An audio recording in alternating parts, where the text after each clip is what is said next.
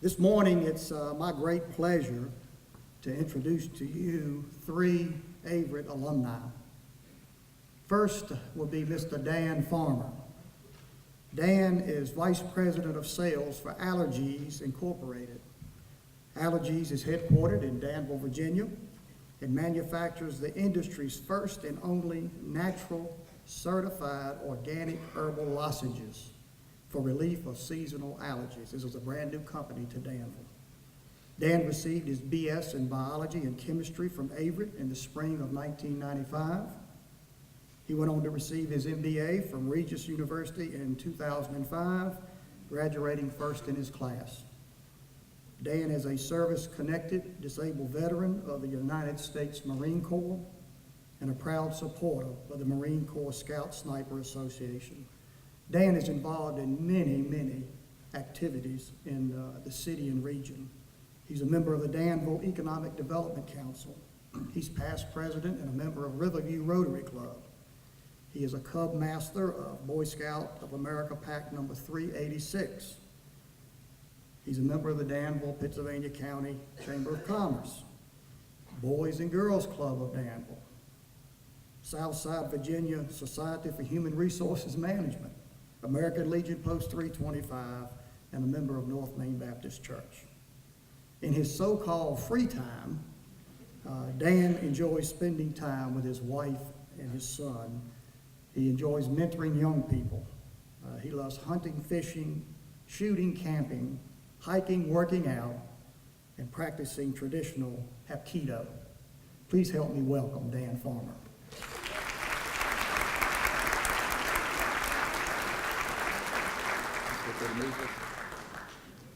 Thank you. Good morning, everyone. It's an honor to be here with you this morning. The building looks beautiful. I remember as a student here some 20 years ago, this building was not near as nice as it is now. Averett has really come a long way, and it's so nice to see this. Some of you students that are here now probably won't believe this, but the apartments that you may be living in, that was a soccer field. And Averett did not have a football team at that time. Our homecoming was actually a soccer game. The basketball games were actually in the auditorium, which is just down the way here. North Campus was still being built. It wasn't nowhere near completion. So Averett has come a long way, and I'm just so proud to be a graduate of Averett University, which was then Averett College, by the way. As Buddy mentioned, my name is Dan Farmer, and I received my undergraduate here from Averett in 1995. First, I'd like to tell you a little bit about myself. I'm actually a native Danvillian. I was born here and raised here, lived here most of my life. I graduated from George Washington High School, which is just down the street. And as most high school seniors, you're looking at colleges and trying to figure out what you want to do with your life. I applied to many different schools and universities and was selected at several of them, including Averett. And I had a wonderful guidance counselor while I was at George Washington, and she instructed me to fill out every application I could get my hands on for scholarships and grants and financial aid. Because my mother was a single parent, and we just did not have the means to pay for my college. So I knew if that was going to be a goal for me, I was going to have to get loans, and that's what I did. The reason initially that I chose Averett, even though I knew it was a great institution, was because of the wonderful financial aid package that I received. My first 2 years were completely paid for through scholarships and grants, and that was just such a blessing. So initially, even though I decided to come here because that was such a great offer, I decided to stay here because of the attention that I received while I was a student. And I'll talk to you a little bit more about that. I think we all come across certain people in our life that make an impact on you. And I had numerous people while I was a student here, but one in particular stands out. His name's Dr. Edward Fisher. Dr. Fisher is now retired, but at the time he was chairman of the biology department, and I majored in biology and chemistry.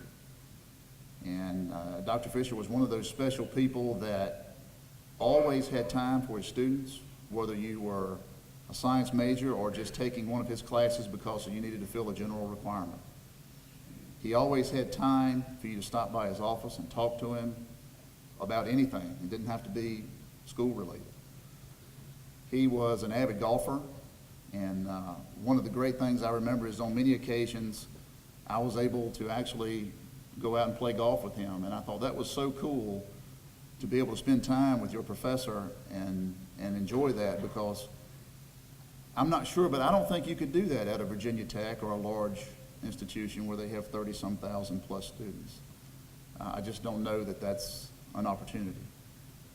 But he would take the time to spend that time with his students because he saw it as an investment in them. And I'm very grateful for that.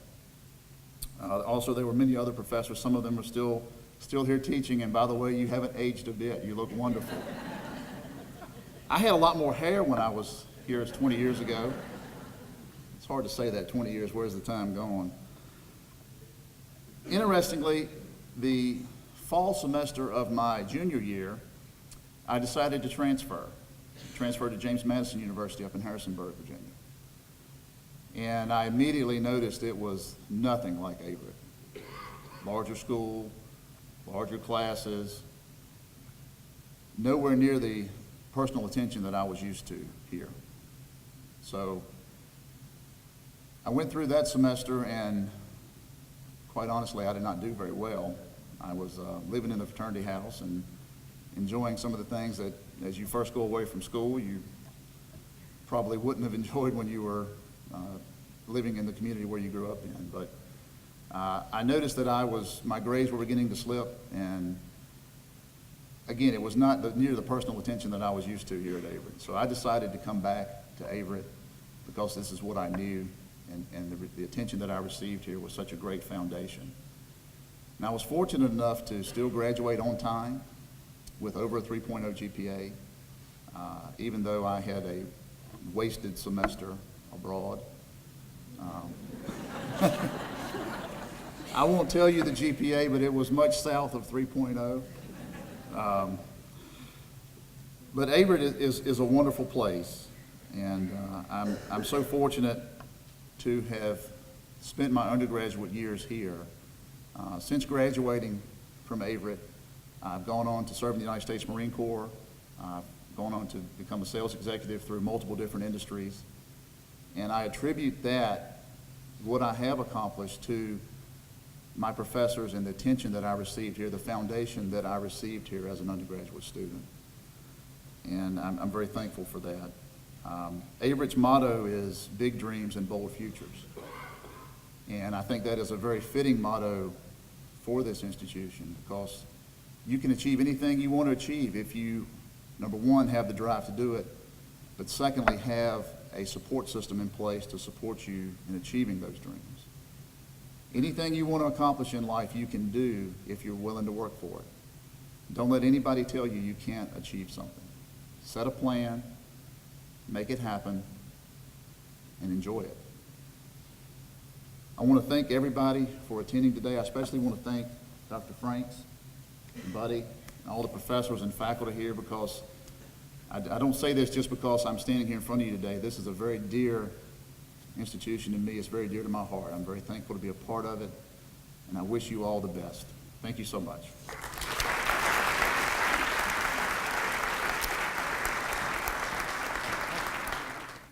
Well, let's move it back down a little bit. All right. I call him Big Dan. That's it. Pretty impressive, isn't it? Yes.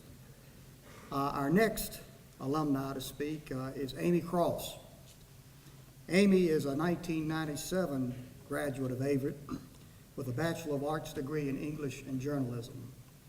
She maintained a 4.0 grade point average, graduating as valedictorian of her class, while she competed in 3 sports at Averett: tennis, cross country, and basketball. Amy was selected to 6 all-conference teams during her 4-year career and was honored by the Don Scalf Award winner in 1996 and 1997, and that award is given to one person in the USA South Conference as the top student athlete. She wins it back-to-back years. In In 2010, she was inducted into the Cougar Hall of Fame. Today, Amy competes in the courtroom as a Special Assistant United States Attorney and Deputy Commonwealth's Attorney in Portsmouth, Virginia, where she resides with her 2 children, Logan and Amelia. Please help me welcome Amy Cross.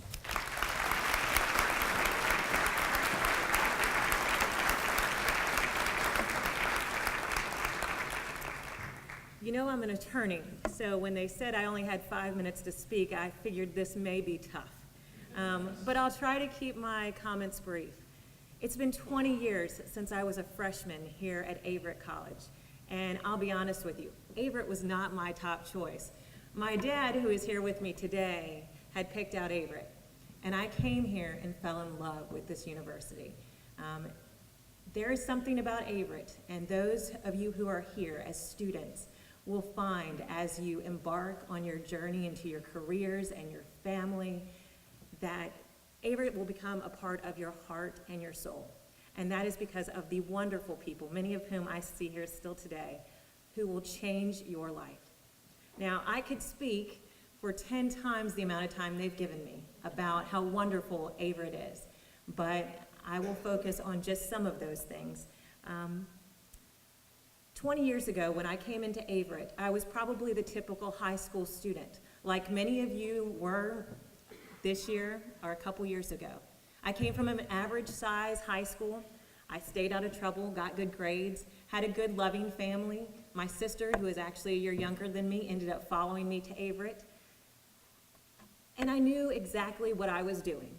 I knew exactly where I was going, and I knew exactly how the rest of my life was going to work out. And that changed in about a month of being at Averett. The only thing that didn't change when I came to Averett is my major. I knew I was going to be an English journalism major, and I did that. But unlike any other institution or organization that had ever touched my life prior to being at Averett, Averett molded me. It challenged me, but not in the way that broke my spirit, not in a way that humiliated me. It was a way to build me up and to make me find out who I was so that I could be that person when I left this institution. Now, when it all changed, there were 3 major people here, among many others, that contributed to that change. Almost as soon as I walked in the doors, I was assigned a freshman orientation teacher, and that was Dr. Betty Hurd. Some of you may have never had the pleasure of being in a classroom or being around Dr. Hurd, but she was truly a feisty Southern lady. Positivity was her trademark. You could not be around Dr. Hurd without feeling uplifted and empowered. And she was the first person I ran into in the classroom. And Dr. Hurd challenged us in that freshman orientation. Why do you believe what you believe? And tell me about it. It wasn't good enough about what your parents believed, or what your professors believed, or even what your pastors believed. It was about what you believed and why. Now, Dr. Hurd was a great teacher, but she was also one of her students' biggest cheerleaders. Dr. Hurd, as my advisor, would sometimes tell me I couldn't do things like having 19 credit hours in a semester while playing 3 sports, but she'd also not let me slack off. When she also understood that I fell in love with European history and I wanted to do a minor in that, she supported me. She said, make the most of your time, reach for the stars, and be everything you could be. And I never forgot that. And that led me to the second professor, because I don't know if you guys still have to take Western Civ as freshmen, but I did. And there were 2 Western Civ professors, Dr. Hayes, who is here, and Dr. Trachis. Now, most of us, we tried to get in Dr. Hayes' class because you had some multiple choice and some fill in the blank, okay? All right? I'm just saying.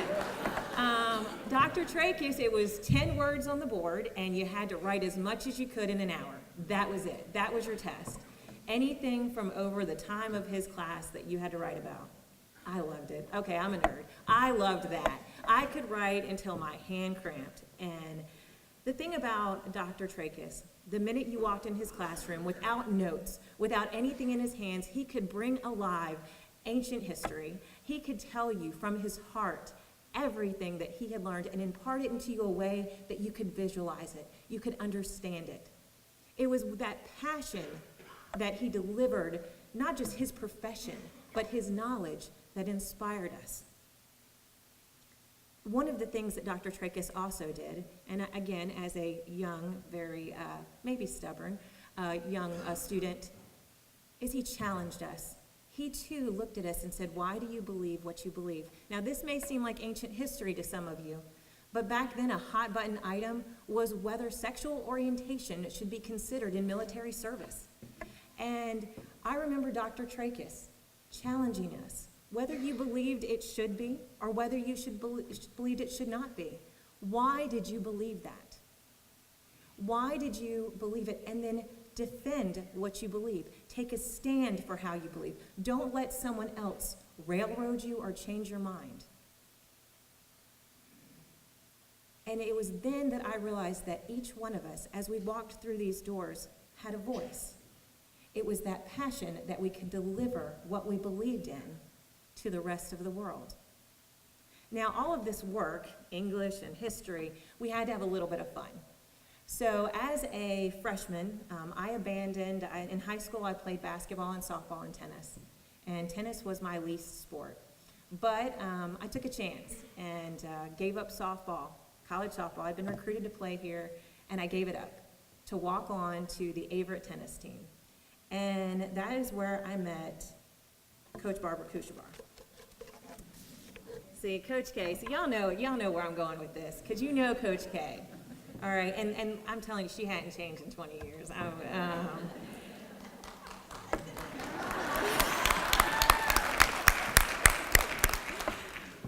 You know, Coach K took a chance on me. I walked onto the tennis team with 1 year of experience. I wasn't very good. And the first meeting of the women's tennis team, she handed me a box of shoes. And I was like, does this mean I'm on the team? And she's like, yeah, show up for practice. And I did. And that started a journey of 4 conference championships. It started a journey of becoming not just an athlete, but a team player. And that sounds kind of counterintuitive when you're talking about playing singles or doubles. But the thing about Coach K was she believed in each and every one of us as individuals and as a team. She encouraged us as our biggest fan from the sideline and sometimes on the tennis court when she kicked our butt. But she encouraged us to have a passion for playing and competing, because those were 2 different things. She encouraged us to work hard so that you could taste victory, but to be humble in it, because there was also a value to losing and a lesson in it. But that losing, whether it was a match or a meet, was not a commentary on our worth or our abilities. It was just that, a loss and a lesson. And for someone who doesn't like losing, that was a lot to learn. It was during these times that I grew as a person, that those 4 years at Averett changed me. Now, those are just 3 of the teachers, many of whom from theater, who I can tell Jackie Finney that having walked on this stage, I now perform daily in the courtroom. So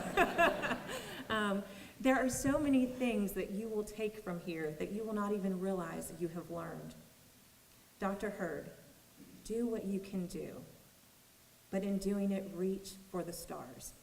Dr. Trachis, know what you believe and be willing to take a stand for it.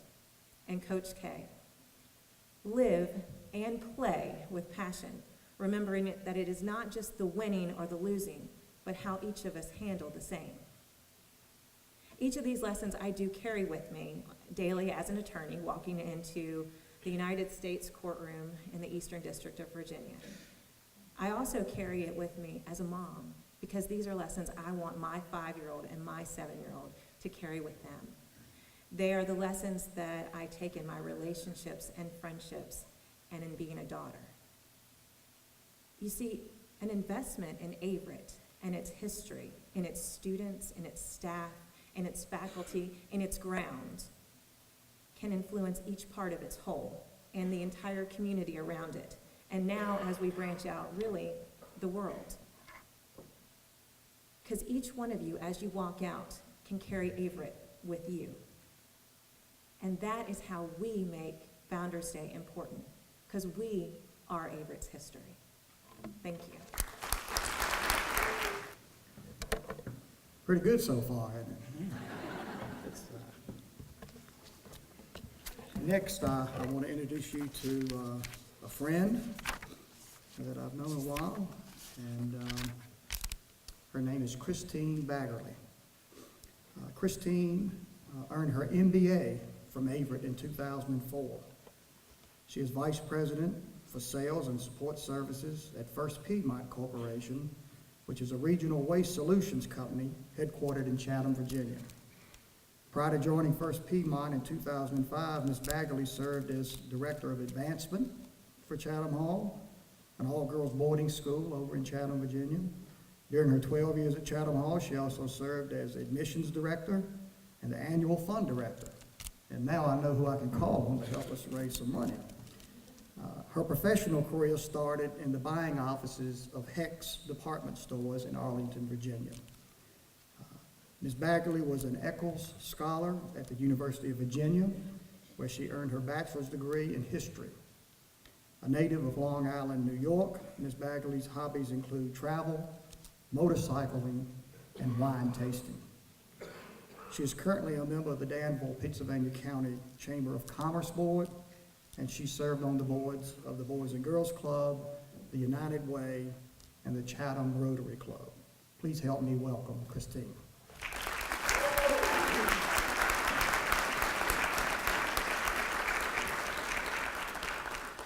Thank you, buddy. Dr. Franks, faculty and students, it's a pleasure to be here today. I'm flattered by the invitation. I'm guessing that Mr. Raleigh got a little nervous after he invited me, and then he read my biography and realized that there were a lot of twists and turns in my working life. As you can tell, mine has not been a linear career path. I am definitely not a poster child for career planning. But I do have some inspiration to share with you today, and I came across it at a P.F. Chang's about 2 weeks ago. Since this is an academic institution, we'll call it culinary haiku.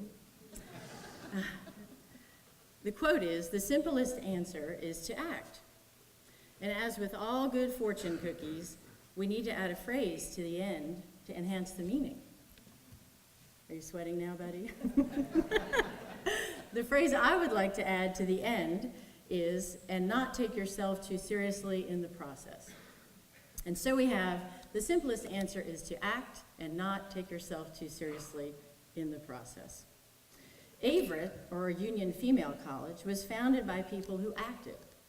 They did not wait for conditions to be perfect. The country was on the verge of a civil war, and in 1859, the education of women was not first and foremost on the national agenda. Women could barely own property, and their career options were very limited. It would be another 61 years before we would be allowed to vote. But act they did, and we're here today to honor them for it. Their courage and vision created a place for thousands of people to take bold steps themselves. Getting your college degree is a decisive act. It catapults you into adulthood, and it creates a momentum that is hard to stop. A person with a college degree between the ages of 25 and 34 earns 70% more than someone with only a high school diploma. And that gap widens as you get older. Of course, money isn't everything. I learned that on my first job out of college at Hecht's, where my coworkers were miserable. They got paid very well, but they hated their jobs. This is where taking yourself not too seriously comes into play. I was stuck in a cubicle analyzing the profit margin of napkin rings and shower curtains. I alone got to decide which Christmas placemats the women of the greater Baltimore, Washington area got to choose. The only worse thing than an ugly Christmas sweater is a Christmas placemat. But I crunched dutifully away on those numbers, and that quantitative analysis actually opened the doors for me at Chatham Hall, which was a much happier place.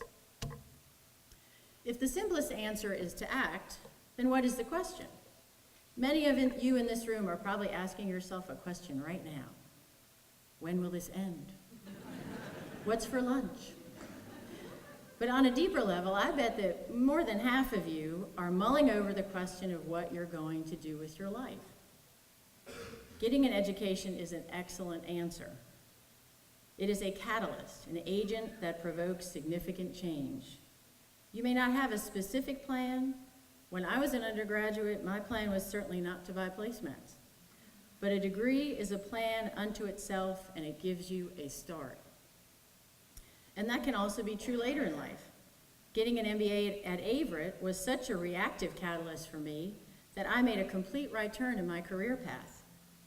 I got my degree while I was working at Chatham Hall, and I fully intended to stay in the not-for-profit world. And when I finished my MBA, I was so proud and so relieved that I told everyone, including my Rotary Club in Chatham. A couple months later, when a position became available at First Piedmont, the president of the company and a fellow Rotarian thought of me. I ended up making the improbable switch to the world of garbage, and I have never looked back.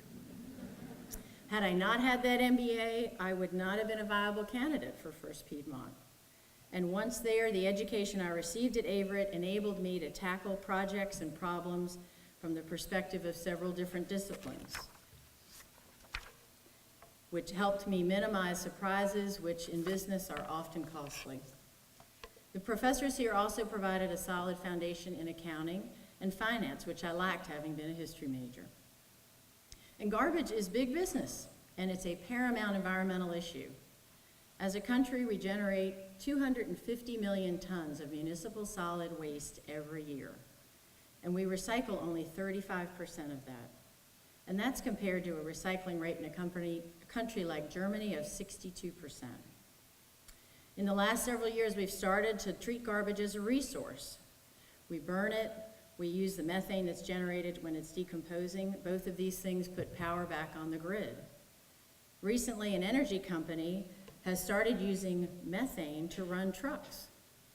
At First Piedmont, we've constructed a compressed natural gas fueling station just east of Danville, and the emission from our compressed natural gas trucks is 80% cleaner than from a diesel truck. So the air that we're breathing right now is a little bit cleaner because of actions First Piedmont has taken.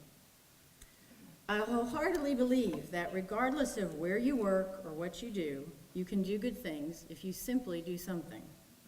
Don't wait for the planets to align, whip them into alignment with your actions.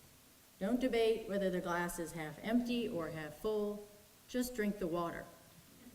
Or as Freddie Mercury sings in my favorite Queen song, get on your bikes and ride. Thank you. Thank you. They're pretty good graduates, aren't they? Could we give them another round of applause?